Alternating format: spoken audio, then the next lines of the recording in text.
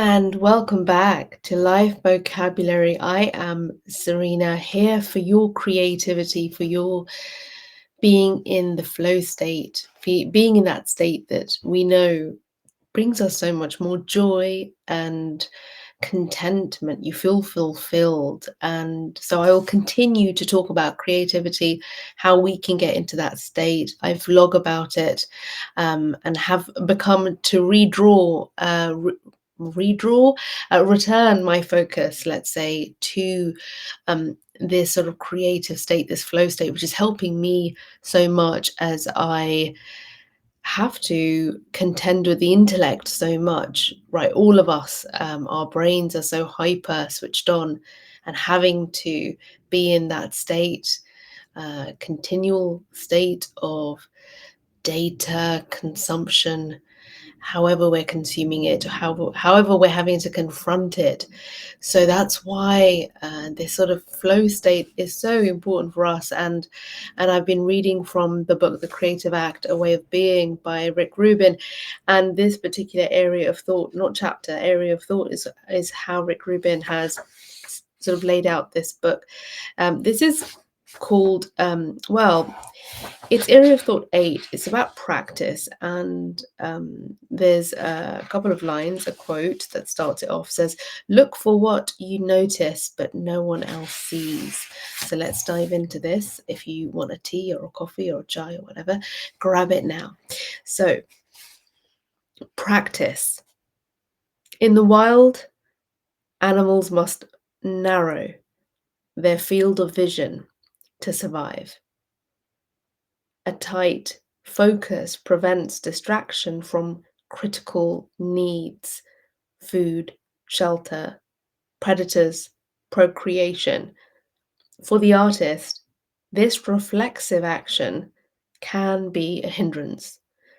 Widening one's scope allows for more moments of interest to be noticed and collected, building a treasury of material to draw from later. I like this. I like having this pluralistic kind of approach. And I don't want to just sort of think of it as being an artist, but as being this human and having this sort of repertoire where you're doing so much with well, where you can do so much. You've got such a repertoire that you can do multiple things. So I like this already. A practice is the embodiment of an approach to a concept. This can support us in bringing about a desired state of mind. When we repeat the exercise of opening our senses to what is, we move closer to living in a continually open state. We build a habit, one where expanded awareness is our default way of being in the world. Ooh, I like this.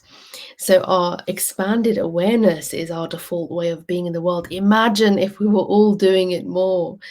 If our defaulted way, our sort of habitual way of being is expanded awareness and not this sort of tunnel vision of survival, this tunnel vision of having to beat the next person or have the winning argument or, ooh, win the day, succeed, produce.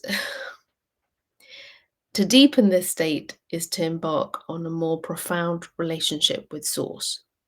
As we reduce the interference of our filter, we become better able to recognize the rhythms and movements around us. This allows us to participate with them in a more harmonious way. When we take notice of the cycles of the planet and choose to live in accordance with its seasons, something remarkable happens. We become connected. We begin to see ourselves as part of a greater whole that is constantly regenerating itself.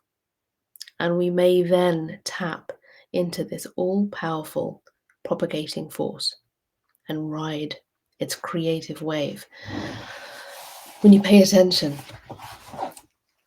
try this. Let me know if you do. But I've done this thing where, because I don't watch the news so much. I only really to consume clips for research purposes for my work and the kind of content that I create. But I don't really know what's predicted in terms of the weather. I have to do a quick forecast, but I find that just by not checking so much and just waking up or just opening that window at the start of the day or noticing what the evening feels like as a day sort of comes to a close, I'm relying on my senses to get an update rather than my phone screen. Let me know if that's something that you could perhaps implement or perhaps you do. Back to the reading. To support our practice, we might set up a daily schedule where we engage in particular rituals at specific times every day or week. The gestures we perform don't need to be grand. Small rituals can make a big difference. They absolutely can. When you repeat them over a period of time, when you just repeat them regularly and they are small, they absolutely count. We can decide to take 3 slow, deep breaths upon awakening each morning. This simple act can set a course to start each day still, centered, and in the moment.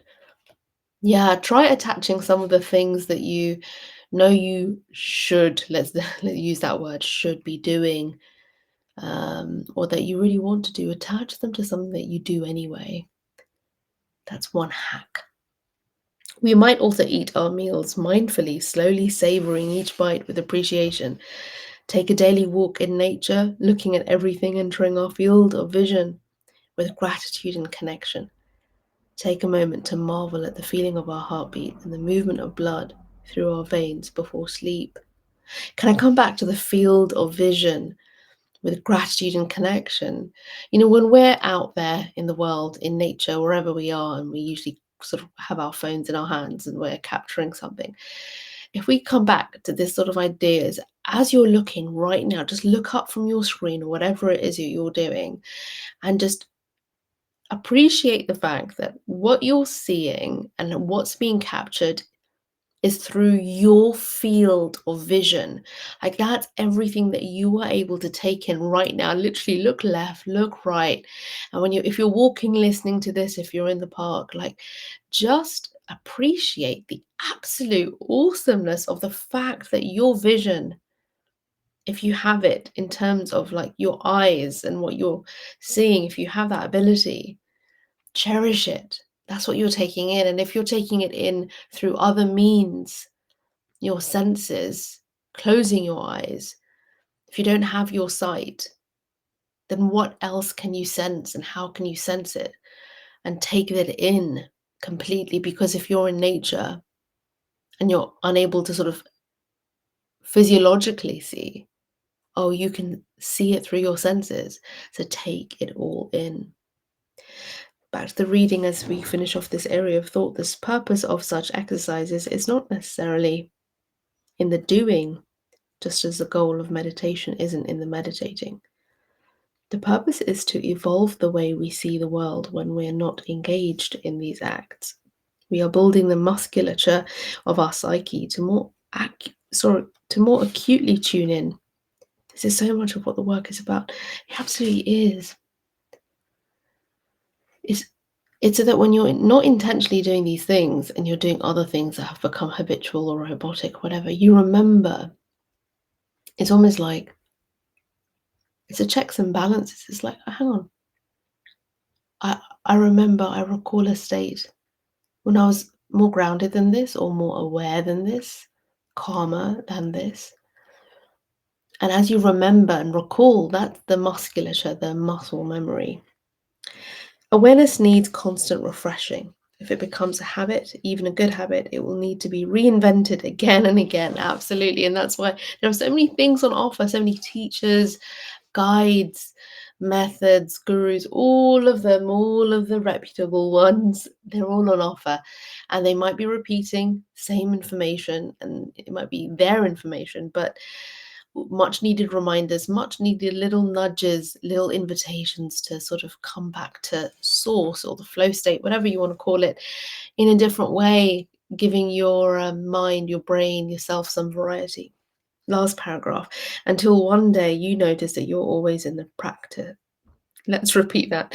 Until one day you notice that you are always in the practice of awareness at all times, in all places, living your life in a state of constant openness to receiving. Until the day that you are in a constant open state to receiving. I sort of reread that, rephrased that at the end, but until the day you are in a constant state of openness. Imagine being in a constant state of openness. What did you think of this? What did you think of this reading? I'd love to hear from you, and I appreciate those of you jumping in the comments, letting me know that you needed to hear this.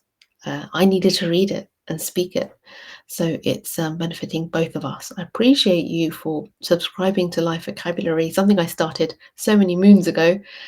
It was a completely different setup, and I guess intention at the time. I was a very different person then, 2016.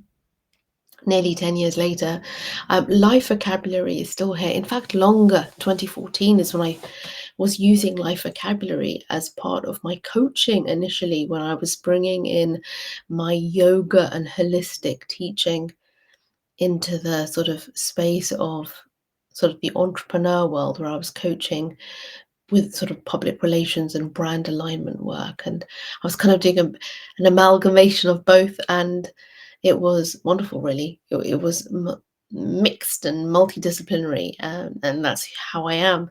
Coming back to that sort of like idea of like being pluralistic, having multiple things going on, and how it actually helps me, brings me into alignment. I talk about alignment creatively, and bringing in the alignment into the business world and the intellectual world is also quite interesting. So Life Vocabulary is still around. I'm so happy that it is. At one point, it was very music focused and bringing in a lot of conversations and interviews, actually, which may not even be on the channel anymore. But there were conversations, interesting ones, sort of predictable ones, and ones that even I hadn't prepared for. They just happened. But I was just happening, and I was sort of happening, or yeah, I just happened across certain things or people, stories, and it was an interesting time. So I appreciate it if you have been with me since then. And if you're new, welcome, welcome, welcome, welcome. Much more like this on the way every week, every week. So I appreciate you again. Do drop me a like and a comment. I'd love to hear from you. If you haven't already subscribed, then do. And I'll catch you in the next one.